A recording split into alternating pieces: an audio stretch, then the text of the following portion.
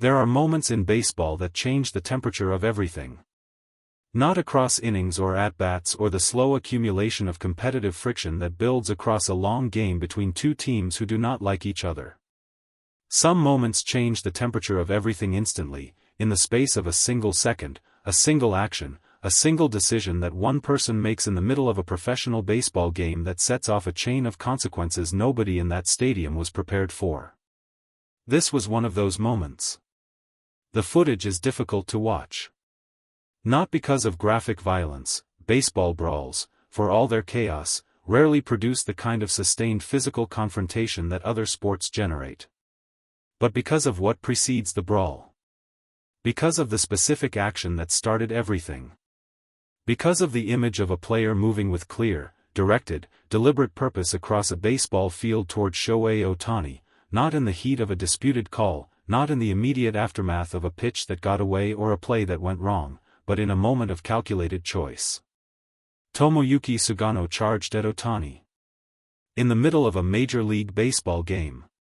In front of a stadium full of people and cameras positioned at every angle and the full institutional machinery of professional baseball recording every second of what was happening on that field. He charged at Otani. And he said something. Words that the broadcast microphones partially captured and the lip readers and the players close enough to hear have since confirmed in enough detail that the substance of what was said is no longer in dispute. What followed those words, the brawl that erupted between Otani and the Rockies players who had been watching the situation develop and made their own decisions about what their role in it would be, lasted 4 minutes and 40 seconds. The official game clock recorded it. 4 minutes and 40 seconds of chaos that required every umpire on the field, both benches emptying, and the intervention of multiple coaches from both sides to bring under control. By the time order was restored, 3 players had been ejected. The lead had changed hands. And the story of what Sugano had said to Otani, and why, was already becoming the only story anyone in that stadium was interested in. This is what happened. All of it. This is the first thing to understand. Because brawls that erupt suddenly and seemingly without warning almost never arrive without history. The visible explosion is almost always the final expression of something that has been building beneath the surface, in previous games, previous interactions, previous moments where competitive friction accumulated without resolution. The history between Sugano and Otani is complicated in the way that histories between players who know each other well and compete against each other regularly tend to be complicated. They are not strangers. They have crossed paths across seasons of professional baseball in ways that created enough familiarity for real opinions to form, opinions about each other's character, each other's approach to the game, each other's standing within the sport. Sugano had opinions. He had expressed versions of them before, in contexts that were private enough that they did not generate public attention but were known well enough within the baseball community that people who follow the sport closely were not entirely surprised when the situation escalated the way it did. The specific source of Sugano's grievance, the thing that had been building into the pressure that finally released itself in the moment he crossed that field toward Otani, traces back to a series of events that unfolded across the previous several weeks. Events that touched on roster decisions, on organizational priorities, on the way attention and resources within the sport distribute themselves around a player of Otani's magnitude in ways that inevitably leave other players feeling that the gravitational pull of that magnitude comes at a cost to everyone operating in its vicinity. Sugano felt that cost acutely. He had been feeling it for weeks. And in a game where his own performance had been questioned, where the situation on the field had gone wrong in ways that compounded the frustration he was already carrying, something reached its limit. He made a decision.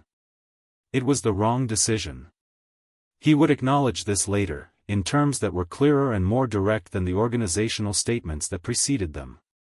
But in the moment, the decision was made, and he was already moving across the field before whatever part of his professional instinct might have stopped him could catch up. This detail matters because it shapes everything that followed. Because a player who does not see the confrontation approaching reacts differently from a player who has time, even a few seconds of time, to observe what is happening and make a choice about how to respond. Otani had those seconds. He was standing in a position on the field that gave him a clear sight line to Sugano's approach. He watched it happening. He tracked the direction and the pace and the body language of a man moving toward him with an intention that was visible from a distance. And he did not move away. This is the Ohtani that his teammates know and the public rarely sees, not because it is hidden, but because the situations that reveal it do not arise often. The competitor who does not yield. The professional who maintains his ground not out of aggression or ego but out of the simple, settled confidence of someone who knows who he is and what he has earned and is not willing to pretend otherwise when someone challenges it directly. He stood and he waited. And when Sugano arrived in front of him and said what he had come to say, the words that the broadcast microphones caught fragments of and the players nearby heard in full, Ohtani responded. Not with silence. Not with the controlled, diplomatic composure that he deploys in press conferences and public settings. He responded as a competitor.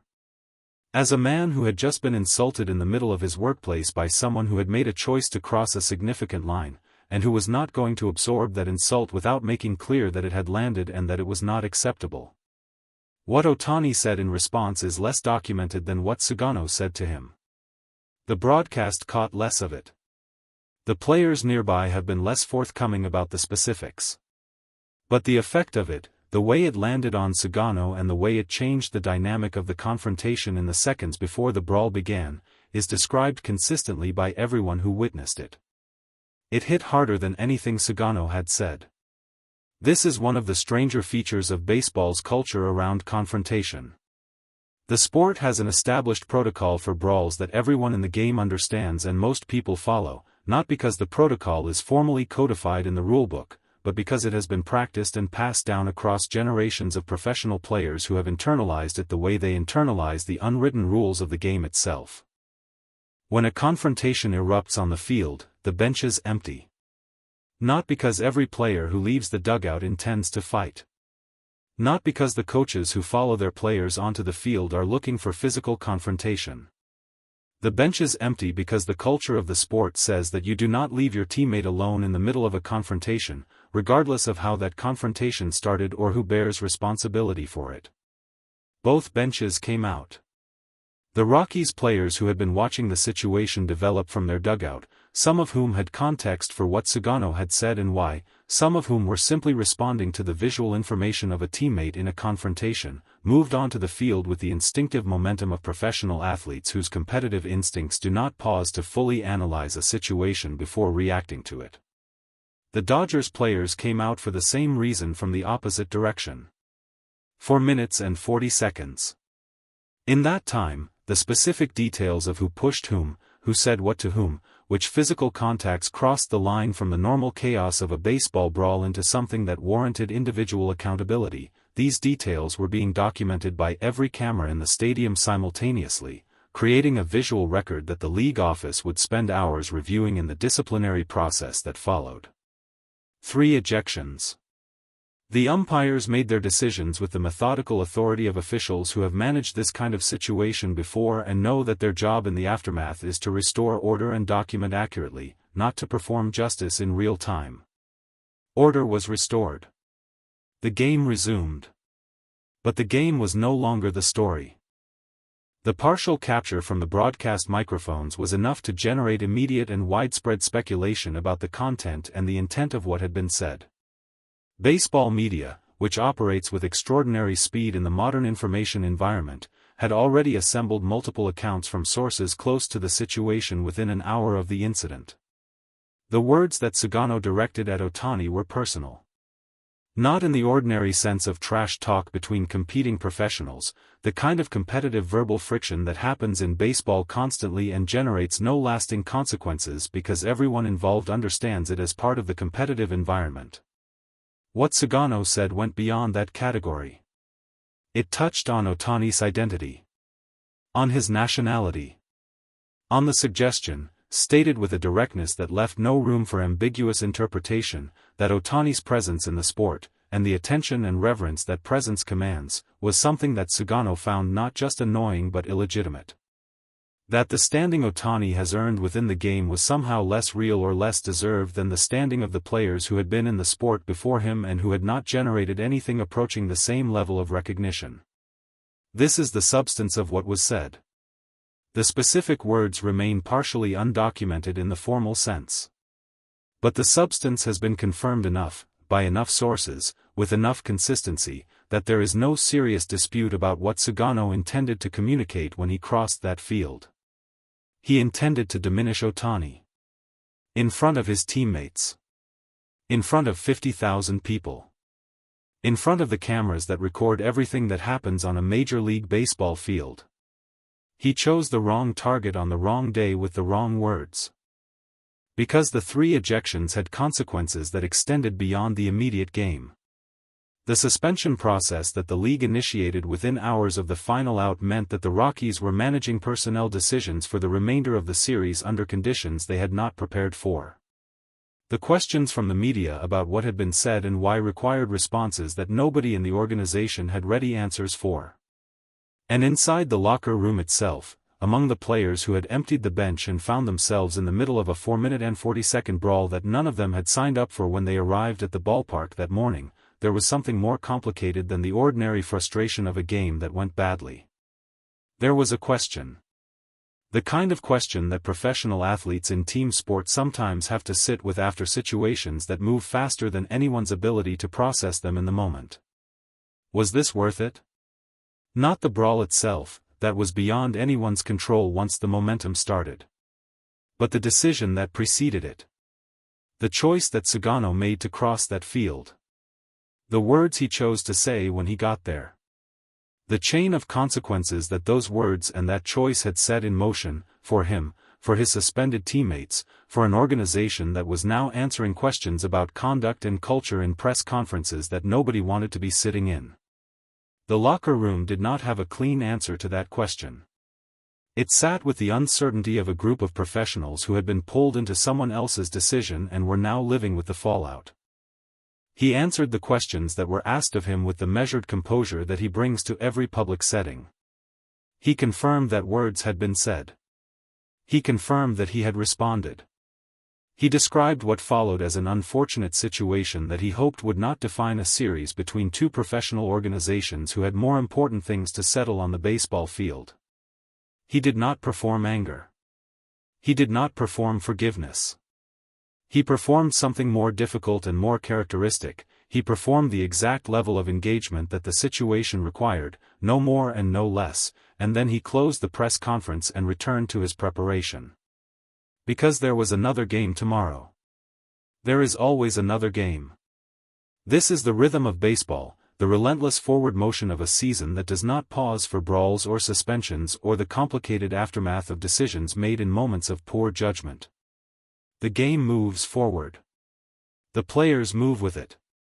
And the measure of a professional is not whether difficult situations arise, they always arise, across a season long enough to produce every kind of human conflict, but how quickly and completely they return their focus to what matters.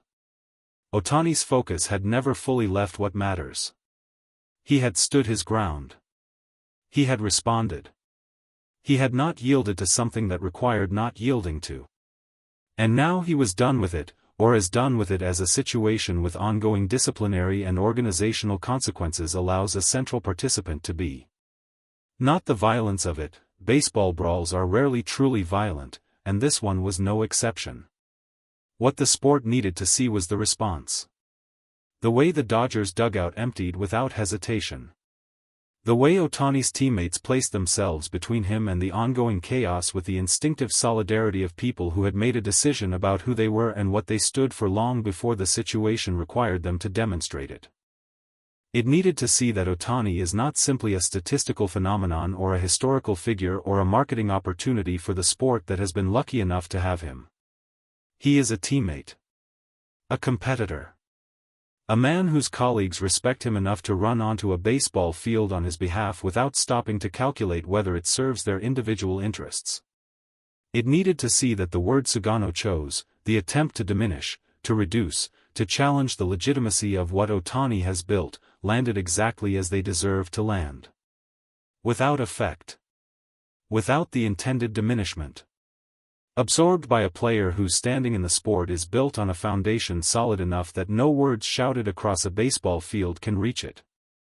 4 minutes and 40 seconds of chaos. 3 ejections. 1 investigation. 1 press conference in which a player described an unfortunate situation with the composure of someone who knew, the whole time, exactly who he was. Sugano charged across that field to insult Shohei Ohtani. He found out, in front of 50,000 people and every camera in the stadium, that some players cannot be diminished. Not by words. Not by charges across a baseball field. Not by anything that happens in 4 minutes and 40 seconds of chaos that the sport will be discussing for considerably longer than that. Some players simply cannot be diminished. Otani is one of them.